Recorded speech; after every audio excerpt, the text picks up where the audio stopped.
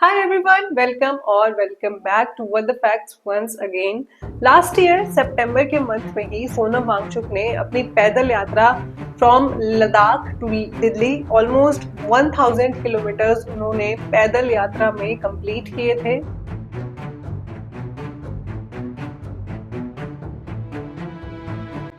2019 में जब जम्मू एंड कश्मीर में आर्टिकल 370 को हटाया गया तो लद्दाख ने भी डिमांड किया कि लद्दाख को जो पहले जम्मू एंड कश्मीर का पूरा पार्ट होता था उसको जम्मू एंड कश्मीर से हटा के एक अलग से यूनियन टेरिटरी बना दिया जाए। उसके बाद लद्दाख को एक यूटी का दर्जा मिला और जम्मू एंड कश्मीर को एक अलग से यूटी का दर्जा मिला था। लद्दाख को लगा कि जब लद्दाख को यूनियन टेरिटरी का दर्जा मिल जाएगा तो जो प्रॉब्लम्स उनको पहले झेलनी पड़ती थी जब वो जम्मू एंड कश्मीर का पार्ट थे अब वो थोड़ी कम हो जाएंगी। लेकिन लद्दाख जब एक यूनियन टेरिटरी बना उसके बाद भी लद्दाख की जो प्रॉब्लम्स है वो कम नहीं हुई।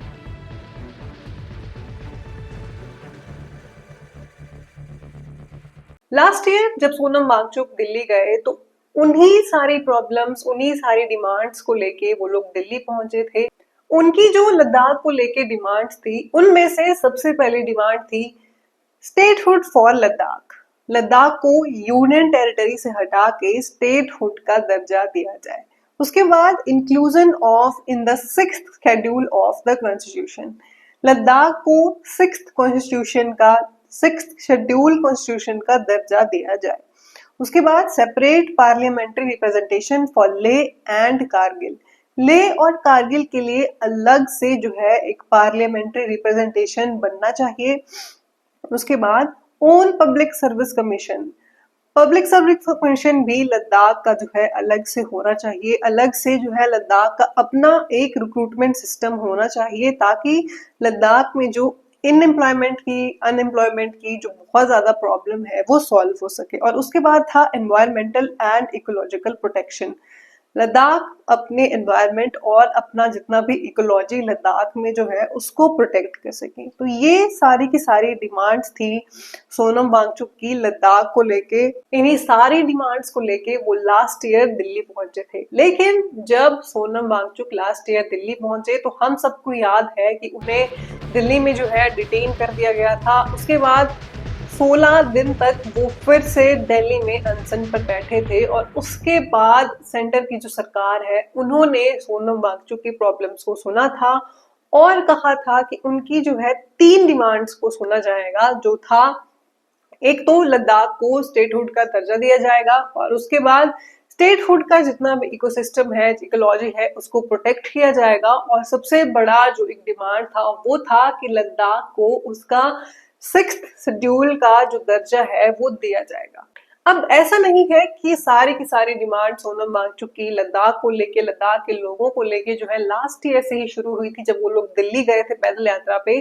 नहीं, इससे पहले भी 2019 के बाद जब 2020 में जो है लद्दाख में इलेक्शंस हुए थे लद्दाख ऑटोनॉमस हिल डेवलपमेंट काउंसिल के, तो इन इलेक्शंस में भी जो बीजेपी पार्टी है उनका जितना भी उन्होंने वादे किए थे लद्दाख की जनता से उसमें से सबसे टॉप पे जो उनका वादा था वो लद्दाख की जनता से यही था कि लद्दाख को 6th शेड्यूल का दर्जा दिया जाएगा। जी हाँ, लेकिन अभी तक 2020 में जब बीजेपी की जो सरकार बनी लद्दाख में उसके बाद 2025 आते आते अभी तक लद्दाख के लोगों का ये वादा पूरा नहीं किया गया है। अभी तक लद्दाख को जो है ना ही स्टेटहुड का दर्जा मिला है और ना ही जो उनका सबसे बड़ा एक डिमांड था वो अभी भी पूरा नहीं हुआ है और जो था लद्दाख को 6th शेड्यूल में डालना।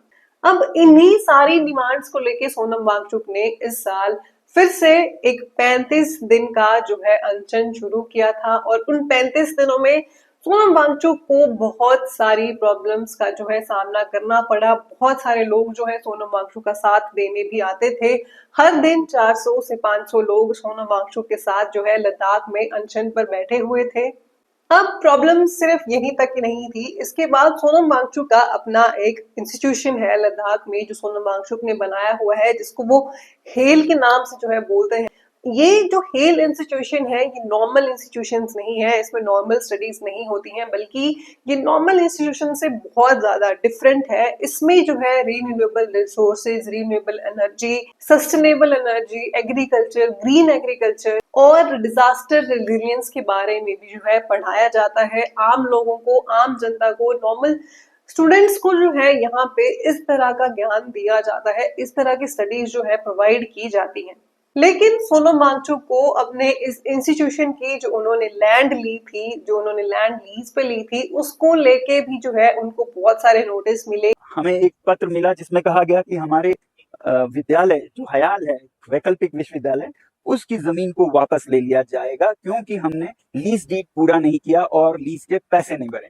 अब आपको सच्चाई बताऊं कि लीज डीड करने और पैसे भरने के लिए हम 15-20 बार दफ्तरों में गए, उनसे विनती की, उन्हें पत्र लिखा और बार बार उन्होंने ये हमें लिखा कि ये लीज डीड जब तक नए यूटी के लीज पॉलिसी न बन जाए नहीं संभव होगा और ये देरी सारे सरकारी विभागों में भी हो रही है, लिहाजा आप अपना भवन निर्माण जारी रखें। अभी तक ये सारी प्रॉब्लम्स आते आते सोनम वांगचुक का जो है डे 5th चल रहा था अनशन का, जिसमें उन्होंने ये सब कुछ बताया है। उसके बाद उन्होंने अमित शाह के एक बहुत बड़ी स्टेटमेंट के बारे में भी बात कही है। एक अनपढ़ आदमी देश पर कितना बड़ा बोझ बनता है, ना जो अपने संविधान के दिए हुए अधिकारों को जानता है, न संविधान ने हमसे जो अपेक्षा करी है वो दायित्व को जानता है। प्रिय गृह मंत्री अमित शाह जी, आपके इस वक्तव्य से मैं बहुत प्रभावित हुआ हूँ। अब मैं आपको बताऊं कि इस अनशन का आपके वक्तव्य से क्या संबंध है। आपने कहा कि अनपढ़ आदमी देश पर बोझ है क्योंकि वो अपने संविधान के अधिकारों को नहीं समझता है, मगर इस हिसाब से तो आपको लद्दाख के लोगों को पुरस्कृत करना चाहिए क्योंकि वो अपने संविधान के अधिकारों को पूरा करने के लिए 4 साल से लगातार कोशिश कर रहे हैं। कभी अनशन पर बैठे हैं, कभी पद यात्रा पर लेह से दिल्ली 1000 किलोमीटर चल के आए हैं और ये जो हम मांग कर रहे हैं वो ठीक भारतीय संविधान का एक हिस्सा है। इसके बाद सोनम वांगचुक के ऊपर बहुत सारी एलिगेशंस लगाई गई और उनका लगातार अभी तक अनशन का डे 12th चल रहा था। बहुत सारे एलिगेशंस लगाई गई सोनम वांगचुक के ऊपर, लेकिन डे 13th पे जो है फाइनली सेंट्रल गवर्नमेंट ने जो है सोनम वांगचुक से बात की थी। जुले और नमस्कार दोस्तों, आज हमारे अनशन के 13वें दिन मैं आपको एक गुड न्यूज़ और बैड न्यूज़ सुनाना चाहूँगा। गुड न्यूज़ ये कि गृह मंत्रालय ने लद्दाख के नेताओं को बातचीत के लिए, टॉक्स के लिए बुला लिया है। बैड न्यूज़ ये कि ये टॉक्स कल, परसों, 2 दिन 3 दिन में नहीं बल्कि 6 अक्टूबर को होगा, जो कि जब ये घोषणा की उससे 16 दिन दूर। अब यहाँ एपेक्स बॉडी ने घोषणा की है कि ये जो अनशन है वो तब तक चलेगा जब तक कोई मीनिंगफुल नतीजे न निकले। इतना टाइम उनके सेंटर के द्वारा जो है क्यों दिया जा रहा है, क्यों उनकी डिमांड्स को जो है इमीडिएटली नहीं सुना जा रहा है। अभी तक जो है लद्दाख में किसी भी तरह का कोई भी जो है प्रोटेस्ट नहीं हो रहा था। पीसफुली सोनम वांगचुक अपना जो एक अनशन था वो कर रहे थे डे 13 तक, जब तक सरकार ने उनकी नहीं सुनी थी, उनको नहीं टाइम दिया था। उसके बाद मोदी जी ने अरुणाचल विजिट किया और अरुणाचल में भी एक बहुत बड़ा इंसिडेंस हुआ, जो कि अरुणाचल प्रदेश में हुआ, जहां एक युवक हिग्यू ओबिन ने लद्दाख की आवाज प्रधानमंत्री जी के एक रैली में उठाया। मैं उन्हें पूरे लद्दाख वासियों की तरफ से सलाम और धन्यवाद करूंगा। 14 दिन तक सोनम वांगचुक का ये अनशन चलता रहा। 14 दिन तक सरकार ने जो है डे 13th पे उनकी जो है डिमांड सुनी थी और उनको जो है 6 अक्टूबर का टाइम दिया था। लेकिन उसके बाद डे 15th को जो है जो लेह की जो आम जनता है, जो जेन जी है, जो यूथ है, वो सड़कों पर उतर गए और लद्दाख में कुछ हद तक एक नेपाल की तरह जो है हमें प्रोटेस्ट देखने को मिला। लद्दाख में अभी तक सोर्सेस के अकॉर्डिंग 4 मौतें हो चुकी हैं और 50 से ज्यादा लोग इंजर्ड हो चुके हैं। जो यूथ है उन्होंने बीजेपी के ऑफिस को भी जला दिया पिछले कल। और लद्दाख में ये सारे हालात को देखते हुए कर्फ्यू भी लगाना पड़ा लद्दाख पुलिस को।